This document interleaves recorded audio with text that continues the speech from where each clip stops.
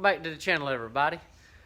Well, we got the Nova unloaded and started messing with it and got under it and went to pull the tail shaft off, and we found out that it's not just a tail shaft bushing. It actually needs a whole new transmission. It broke the bell housing, which you're going to see here in a few minutes later on in the video. We got it jacked up.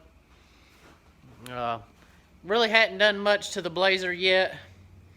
We ordered all the parts for it. We've just been kind of taking a couple easy weeks here lately. This past weekend we went down to Panama City, Florida, Panama City Beach, and to bike week. Went down there and enjoyed some riding just to kind of get away.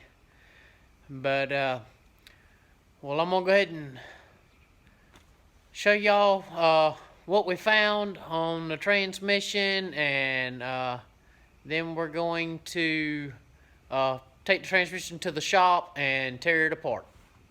Alright, well guys, we got the Nova jacked up and we got under it and we started pulling the tail shaft off, and we found more of a problem than just a bushing. So we went ahead and pulled the transmission out.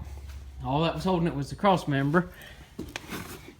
Let's see here if I can get in here and see it. You can't really see it. It broke the bell housing all the way around the transmission. Let me come around here. We already got the transmission out. There it is. Broke it all the way around. So I'm not sure what done it. I'm guessing because all the torque, that's what I'm guessing, and the new tires were gripping so much. So we're going to have to come up with something different.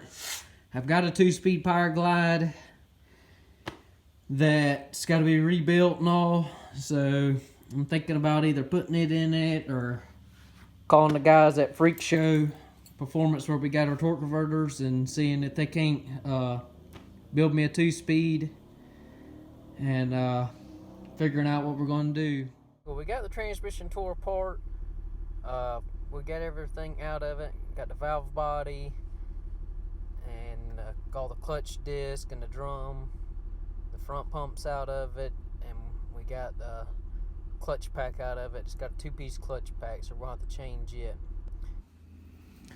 Well, now that we've got the transmission tore apart and checked it all out, we did see that a couple of the clutch friction plates and the steels had some a little bit of some wear. They had some burnt marks on them, or it looked like the clutch has been trying to smoke.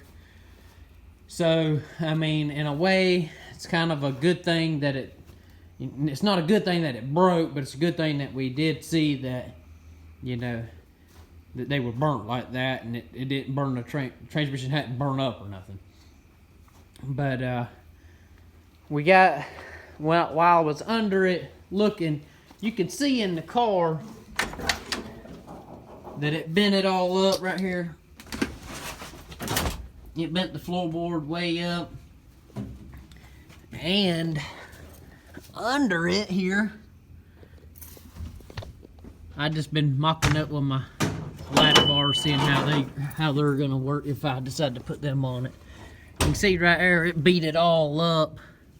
But right here where the spring mounts, it kind of pulled it loose, so we're gonna have to beat that down, and I'm gonna put a bolt through that because I don't like that being separated like that.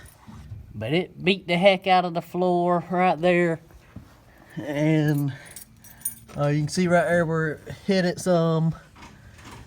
The bell housing, now that I got some light on here tonight, you can actually see the bell housing. It's still bolted up on there. But I don't see no cracks in the flywheel or nothing. I may decide to just go ahead and change it and put a new one on it. just because of all the pressure that it had on it when it broke with the torque converter being on it. From what I see, the torque converter don't look hurt on the inside. Don't nothing seem broke. So I think we're good on that. But that's pretty much it. We've got a couple different options we could go with on a transmission.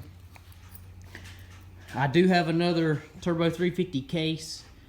I can either take and put all my stuff in it and do it like that, or buy a 2-speed Power Glide, or buy a Turbo 350 built ready to go. We hadn't quite decided. Kind of wanting something, really I'm wanting something with a trans brake, really. But I just hadn't quite decided. I mean, I called the guy up at Freak Show Performance, which is who we got our converters from, and he quoted me a good deal on a Power Glide. So we may go with it and take a trip up there and get it, or I might just take my 350 I got, my Turbo 350, and build it. I have a Power Glide that I had bought a couple months back. I started tearing it apart and found out that the bell housing on it is broke. The bottom corner 2 bolts that bolt it to the block are actually, they've been broke out before.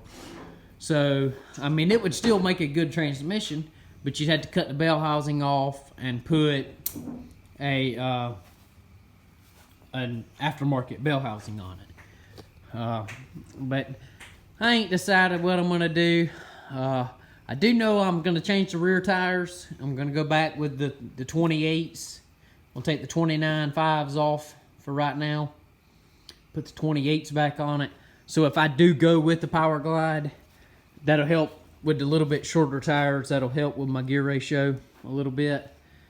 I've been told that I can put the Power Glide in it and run it, and I can make it just as fast. Actually, I can make it faster with the Power Glide because you only got to shift one time. So I think that's kind of the direction we're shooting for, is to just go ahead and do the Power Glide, get that done, and get that out of the way. Right now, while it's a problem, go ahead and get a Power Glide in it and call it done. Only thing is I'm really not wanting to do is I'm gonna have to buy another shifter, because I got the 3-speed shifter in it. So I'm gonna have to buy a 2-speed shifter. But other than that, that's pretty much it. We've tinkered with the Junior Dragster a little bit. We've changed the rear tires, messed with the exhaust a little bit. We're actually been talking to a couple people about staging the header, making it longer to make a little more power. Done a little other odds and ends to it. That's really about it. We went to no drag races. I'm not sure if we're gonna go to one in the next couple weeks or not. I do know if I go with a Power Glide, it's gonna set me out 2 weeks from the day I order it, because it's gonna be made to order, and it's gonna take him 2 weeks to make it, to build it to what I want. And then, unfortunately, it's a 14-hour drive to Abilene, Texas to pick it up. He said I could send it to you, but myself, I'd just rather probably drive up there and, you know, walk around the shop, check everything out, do a little bit of videoing, and you know, just hang out with the guy a little bit. And what all did we ordered all your parts, Dylan, the other day. What all did we order for this? We ordered what? A shift kit. A shift kit and a billet transmission pan. Yeah, billet transmission pan. Because the transmission pan's trying to leak. It's still got the stock pan. The stock transmission pans are bad about where the bolt holes are. It sinks in Yeah. when you tighten the bolts. and it's trying to leak around bolts. Yeah. This So pan, the pan's been around a long time, so. Yeah. I mean, the pan's probably been off half a dozen times in the last, what, 15 years. So, I mean, over time, it's got where it wants to leak. You got to put silicone on it all the way around constantly. I mean, every time you pull it off, you get ready to use a tube silicone. Yeah. Because it still tries to seep. And it's got, we don't use the cork gasket. We use the rubber gasket. Yeah.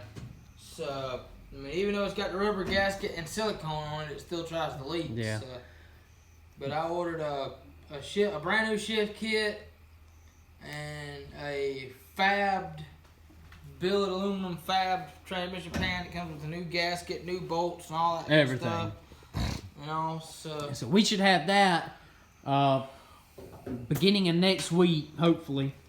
And I plan on doing a little bit of video on installing that. It's actually, we're going to try, we've always used B&M shift kits. But I've done a little bit of research, and my dad actually used to have a Transgo, that's the name brand, Transgo shift kit, come with springs and all that. Well, we no longer have it. So that's what we ordered, is it's Transgo. Comes with, it's a reprogramming kit. It's supposed to be one of the best kits out there. So that's what we're gonna do, is we're gonna install that kit. yeah, well, it'll rebuild the valve body and all, because I think part of the reason is some of the valves are sticking in the valve body because of the spring. Like I said, this transmission's been around for a while. It was in this Blazer back years ago when my dad used to play with it. I pulled it out, put it in my round track car, and dogged it out for 3 or 4 seasons. Pulled it out, put it back in this, and it's been around for a while, and Yeah.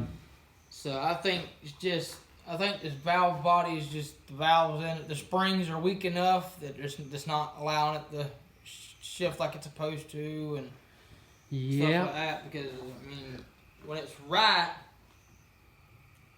it shouldn't shift from first to second while it's in first gear. Yeah. And that's part of what the problem was. Is it wouldn't pull enough RPM. Yep. It was just manually shifting by itself. So. But yeah, we're gonna, as soon as we get them parts in, we're gonna do all that, get that fixed and all. And I'm gonna give Freak Show a call tomorrow and get a little more information on that, on the Power Glide. Pretty much gonna conclude the video.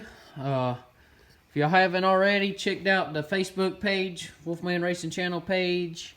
And if y'all haven't already subscribed, make sure you subscribe.